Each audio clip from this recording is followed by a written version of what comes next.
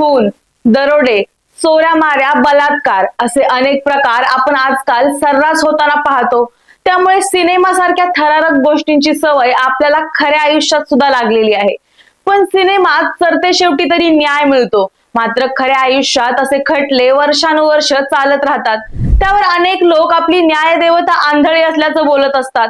असं का? तर लेडी ऑफ जस्टिस म्हणजेच न्याय देवतेच्या डोळ्यांवर असलेली काळ्या रंगाची पट्टी, आणि यामुळेच अनेकदा यावर टीका सुद्धा होत असतात. पण अशातच आता सरन्यायाधीश यांनी न्याय देवतेची नवीन प्रतिमा समोर आणली आहे. आता काय आहे या नवीन प्रतिमेचं वैशिष्ट्य जाणून घेणार आहोत प्राईम संवादच्या आजच्या भागात. नमस्कार, मी सारिका. प्राईम संवाद या युट्यूब चॅनलवरती आपणा सर्वांचं स्वागत करते. तुम्ही अनेक सिनेमात कोर्टाच्या चित्रीकरणात डोळ्यावर पट्टी बांधलेली न्याय देवतेची मूर्ती पाहिली असेल. पण नक्की न्याय देवतेच्या डोळ्यांवर पट्टी का असते?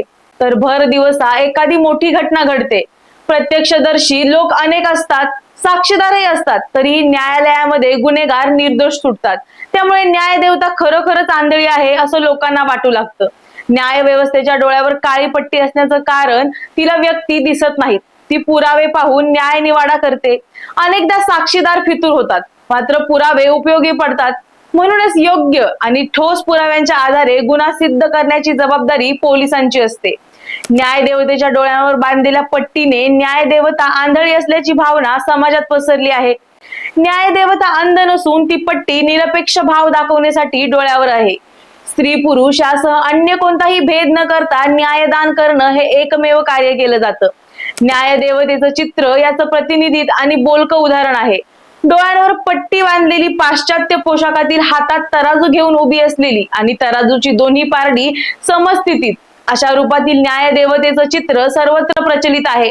परंतु आता सुप्रीम कोर्टाने लेडी ऑफ जस्टिस म्हणजेच न्याय देवीची नवीन मूर्ती समोर आणली आहे. या मूर्तीच्या डोळ्यावरील पट्टी हटवण्यात आली आहे.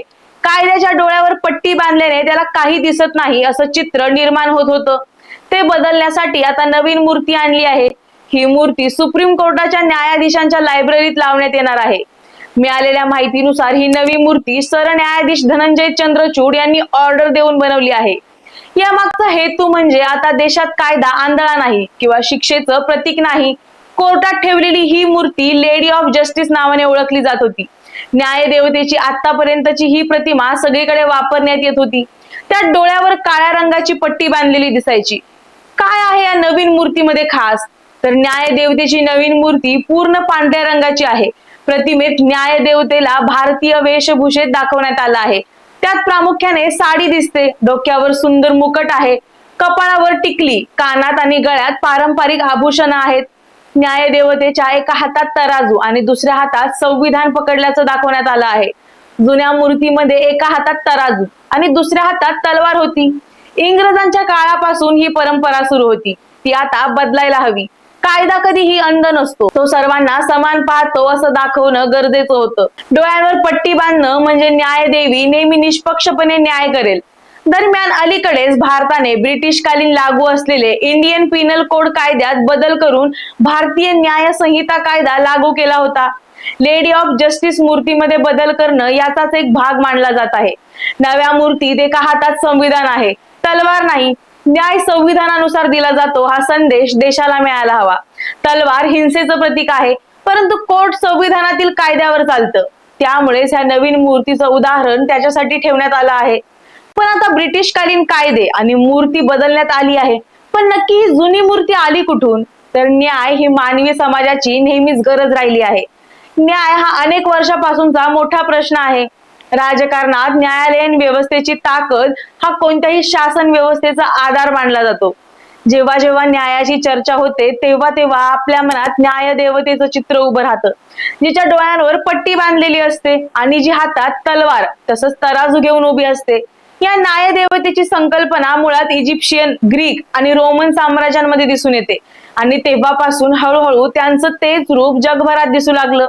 ती कोण होती आणि तिच्या चिन्हांचा अर्थ काय होता? तर लेडी ऑफ जस्टिसचा उल्लेख इजिप्शियन देवी माट आणि ग्रीक देवी थेमिस आणि डायक किंवा डाईसच्या रूपात केला जातो. माट हे इजिप्तच्या समतोल, सुसंवाद, न्याय, कायदा आणि सुव्यवस्थेच्या विचारसरणीचं प्रतीक मानलं जातं. तर ग्रीसमध्ये थेमिस हे सत्य, कायदा आणि सुव्यवस्थेचं प्रतीक आहे. तर डायक योग्य न्याय आणि नैतिक सुव्यवस्थेचं प्रतीक आहे. त्याच वेळी रोमन पौराणिक कथांमध्ये जस्टिस याला नावाची देवी मानली जात होती. नंतर हळूहळू लेडी जस्टिस ही संकल्पना विकसित झाली. न्याय देवतेच्या हातात तराजू आणि तलवार असल्याने न्याय व्यवस्थेत डोळ्यांवर पट्टी बांधणं हे नैतिकतेचं विशेष लक्षण मानलं जातं. यामध्ये डोळ्यांवर पट्टी बांधलेल्या लेडी जस्टिस बद्दल बोलायचं झालं तर ते समानतेचं प्रतीक होतं.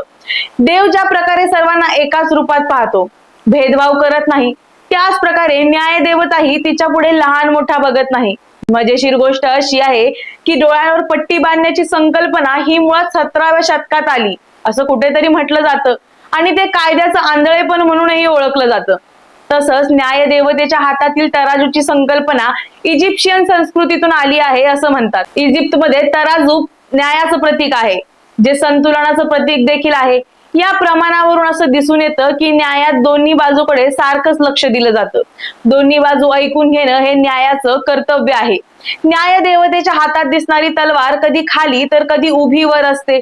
ही तलवार अधिकार आणि शक्तीचं प्रतीक आहे, जी न्यायाच्या निर्णयाची अंमलबजावणी आणि स्वीकार करते असं म्हटलं जातं. अशा प्रकारे न्यायाचा अर्थ या तलवारीमध्ये अंतर्भूत मानला जातो, ज्यामुळे न्याय अंमलबजावणीच्या अंतिम टप्प्यावर नेण्याची क्षमता दिसून येते. मात्र तरीही ही परदेशी संकल्पना फेटाळत आता भारतात आपल्याला भारतीय पद्धतीने नवीन न्याय देवतेची मूर्ती सादर करण्यात आली आहे. आणि यानंतर तरी न्याय देवतेच्या डोळ्यांवरून पट्टी काढल्यानंतर सर्वसामान्यांना न्याय मिळेल अशी अपेक्षा आता अनेकांच्या मनात जागली आहे. कारण न्याय हे काय विकाऊ साधन नाही. त्यामुळे संविधानानुसार सर्वांना न्याय समान असतो आणि याचं प्रतीक आपली नवीन न्याय देवतेची मूर्ती आहे. याबद्दल तुम्हाला काय वाटतं हे आम्हाला कमेंटमध्ये नक्की सांगा आणि प्राईम संवाद या युट्यूब चॅनलला सबस्क्राईब करायला विसरू नका. धन्यवाद.